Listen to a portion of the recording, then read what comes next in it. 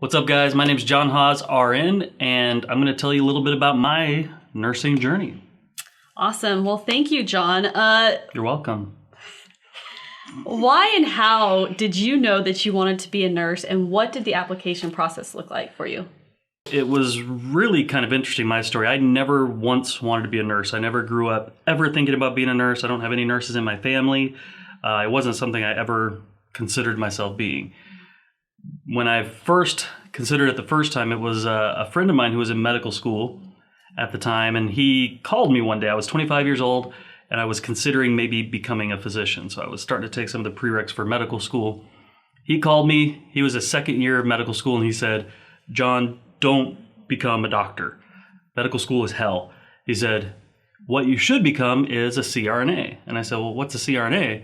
He's like, "It's a nurse, you have better schedule, better time with your family, you still make a great living, and you can get out of nursing school right away, start making money, and then go back to CRNA school." So I started searching CRNA school and what a CRNA was, and it sounded intriguing to me. You get to work ICU to start out, and then you get to do anesthesia, which I thought was really cool. So that was kind of my plan. And I hadn't been in college for a while, so all my prereqs were old and all that stuff, but used a website and found some nursing schools that I thought would work. And so I applied to the second degree school, and at the same time I applied, I applied for a job, a corporate job with my business degree at Academy Sports. So I applied for both at the same time, and then my wife and I went out of the country for 2 weeks, and this was before like cell phones and stuff were super big. So on that trip, I got an email from the job saying I got the job. And when I arrived back in the country, I had an acceptance letter for nursing school. Oh, nice. So we really had to decide, am I going to be business world or am I going to do nursing? And we decided to call the nursing school and say, "Hey, can I defer my application, or can I defer my acceptance till next semester?" We had some things come up and didn't tell them everything. And they're like, "Yeah, that's no problem." And I called Academy Sports and said, "I'll take the job." And so we moved down to Houston and to take the job, which was a 4-hour move for us. And within the first week of that job, I knew I hated it. It was hell. It was in a cubicle. It was working just behind a computer, and just hated it so much. In order to start nursing school, though, I still had to finish microbiology and a couple courses. So I enrolled in those courses at night, took those courses, finished those up, and at the same time, we found out my wife was pregnant. So we packed everything up. I quit my job over Christmas and started nursing school in that January. So it was kind of a whirlwind of how it all happened, but it got me started in a second degree program. Nice. Awesome. What was the hardest part about nursing school for you? Honestly, the hardest part was maintaining my mental health. Yeah. And I didn't do a really good job of it. You know, you'd always heard nursing school is hard. And so I was prepared for that. I worked my butt off. I was in the library every day, and made the grade and all, but the mental health of everything combined. And I had already done college before this. I was a second degree student, but the mental health of all that there is to study, on top of the clinicals, on top of learning how to take care of a human being, on top of family and having a child, and professors that didn't seem to want to be professors, that were really just trying to get away from the bedside. All of that piled up is incredibly difficult. And I would say that trying to maintain mental health to a point where you can finish nursing school was the hardest thing for me. And in fact, I ended up withdrawing with only 10 weeks left to go of nursing school because it just became too much. Took a year off, came back and finished. Nice. So to go off of that question, what is one thing that you wish someone would have told you about nursing school? I think the biggest thing that, and this goes along the same thing, and it's probably, a little different than what some people would say, but I would say learn to be forgiving of yourself and learn to love yourself. A lot of people going into nursing school are straight A students. They're hard workers. They know it's going to be hard, and they care deeply about their patients. But when they get that first F on that first exam, or when they have a patient yell at them or hit them, or they have a professor tell them that their homework was terrible, or they get a care plan with red ink all over it, it starts to get really hard. A lot of us are type A personalities. We work really hard and we are used to achieving at a high level. So once that gets brought into question a little bit, I think it becomes too hard to judge yourself and get down on yourself. So I would really say learning to love yourself. And I don't know how you do that. There's an author, Brené Brown, Brene Brown. She writes a lot of books about this stuff and has a bunch of podcasts on it. I would honestly spend the semester or the couple months before nursing school absorbing some of her stuff. What's one thing you'll never forget about your experience in nursing school? I'll be honest. The one thing that I'll probably remember most is the last exam. We had actually already planned to move back to Texas. I moved up to Illinois for nursing school, and I showed up to the last exam in a U-Haul packed with all of our stuff, and the only thing I had was a rolled up sheet of notes. As soon as the exam finished, I walked out of the classroom, threw them in the garbage, got in the U-Haul, and drove to St. Louis for that night. Wow. I was ready to be done with it. I was ready to say goodbye to that, and in complete honesty, just being done with it. Yeah, I don't blame you. What is a memorable patient story that you have for us? So one story I'll share, and I share it sometimes when I talk to people, is about a week or two after finishing my ICU internship. So I'd just become a nurse and I'd been precepted. About 2 weeks after that, I was all on my own, right? And I was taking care of patients all by myself. And I arrived at work and I was told I was going to take care of a patient who they were going to withdraw care on, which means you turn off the ventilator, turn off the medications, and let the patient expire or pass away. And so he's all the way down at the hall, into the hall by himself. And this was one of my first times to ever do this. And it's a lot of work. You have to involve the chaplain, the respiratory therapy, the physician, the family. All these different things are involved with it. And so I remember walking down to that room a little scared, a little terrified, honestly. And I walk in the room and I tell the family, I was like, we're gonna have a good night here. We're gonna take care of your son, and this is how it's all gonna go. And I kind of explained to them how it's gonna go. And at that moment, I get all the people who need to be there, the respiratory therapist, and we turn off the ventilator. And about 10, 15 minutes or so go by, and the patient passes away. And at this time, all the family's there. And so I kind of shut the blinds and kind of put a blanket over him and tell the family to take their time, say their goodbyes, and leave him in the room and let them kind of just be there and say goodbye to this guy. And he's younger. I mean, he's probably in his 50s. So his mom's there, his brothers are there, his kids are there, all this stuff. He'd had a massive stroke.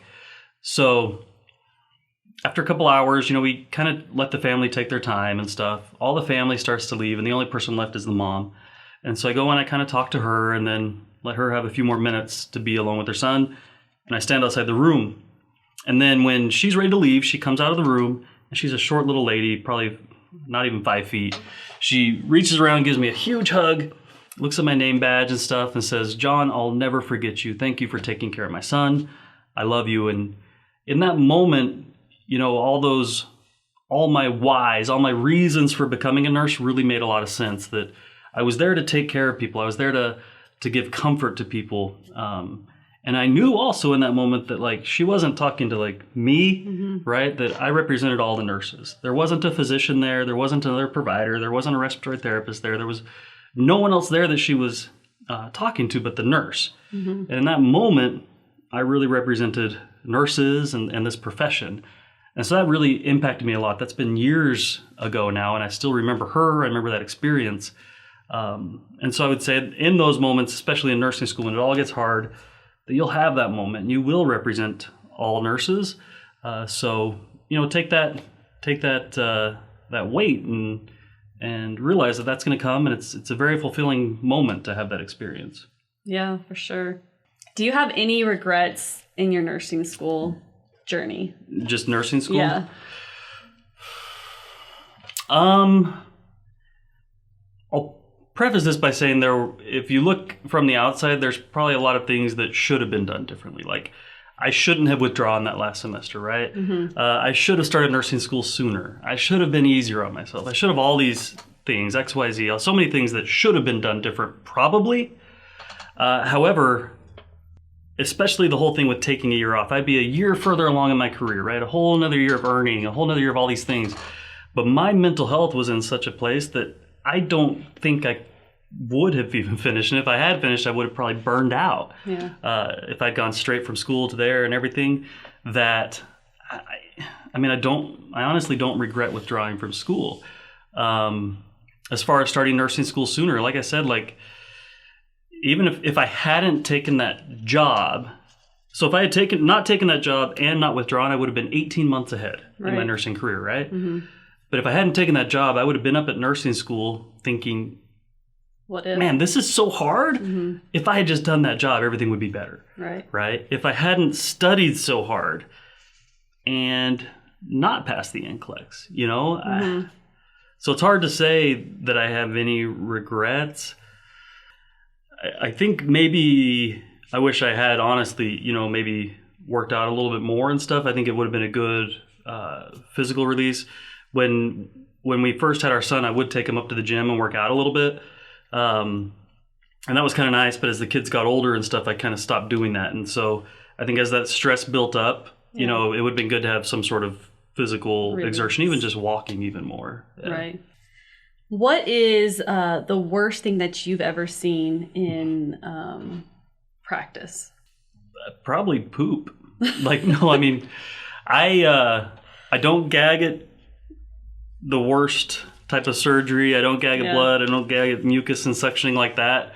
For me, it was poop. That's not a great story, but I'm with you on that one. Poop and throw up. Yeah, it's just gross. And I took care of the patients. I did my best, but I'd cover my mouth, cover my face mask, and all kinds of stuff. Get the peppermint spray. Yeah, I mean, I've seen all kinds of crazy patient things, and you guys all have your own stories too. But for me, the hardest thing to deal with was poop. Yeah. How do you balance work life? I wasn't really good at it. And I'm not really good at it. I tend to kind of focus on one thing really, really hard. Mm-hmm. And it becomes hard for me to get out of that in my mental space. And that's kind of why all my tips really go to that, is try to figure out how to do that. Because I think I've been really bad at it. However, I think one thing that I did pretty good, and I think that, you know, I would suggest to all nursing students and nurses, is kind of set boundaries with your family and let them know that, look, I'm starting nursing school. This is what's expected. We actually have a really good blog post about it that a lot of people share with their family members about how hard is nursing school, and it goes into how much time really is required. And then even as I was working as a nurse, I did have to miss some barbecues and some things with family and stuff like that because I was either sleeping or I was at work overnight and stuff. So I think setting those boundaries with your family and letting them know the expectations is the best way to do it. And then kind of structuring your life around being able to take care of yourself. When I had 2 kids and worked night shift in the hospital, we kind of reformatted our master bedroom closet into a bedroom for me when I was sleeping, so that the kids wouldn't wake me up and I'd actually be able to get a few hours of sleep. So I guess kind of boundaries, and make sure you restructure to make sure that the important things of learning nursing and getting sleep and going to work don't suffer. Right. Okay, John. So last question. Any advice that you want to give the future nursing students? I would say, going back to, I guess, everything, the theme of all of this is just be easy on yourself. Don't judge yourself so hard.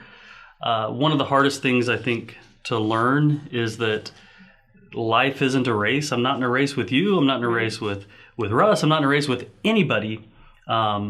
So there is no finish line that we're all racing to. You have a different finish line than I do. Russ has a different one. So there is no point, or there is no real purpose in comparing myself to you. Those students who I was maybe competitive with in nursing school, one's in wound care, one's a CRNA, and I'm doing this. Like, there was no real point in us being a little bit competitive like that. Right. Where we, instead of us maybe competing and all that, we could have lifted each other all up. And I think, honestly, we kind of did, but realize that it's not a race. It's not a competition. There is no finish line that you're going to. And just take the experiences as they come and have a good time with it. Totally agree. Well, thank you very much. Awesome. So hopefully this helps a little bit, learning a little bit about my journey, and it helps you kind of get some idea of where you want to go. So go out and be your best selves today. Happy nursing!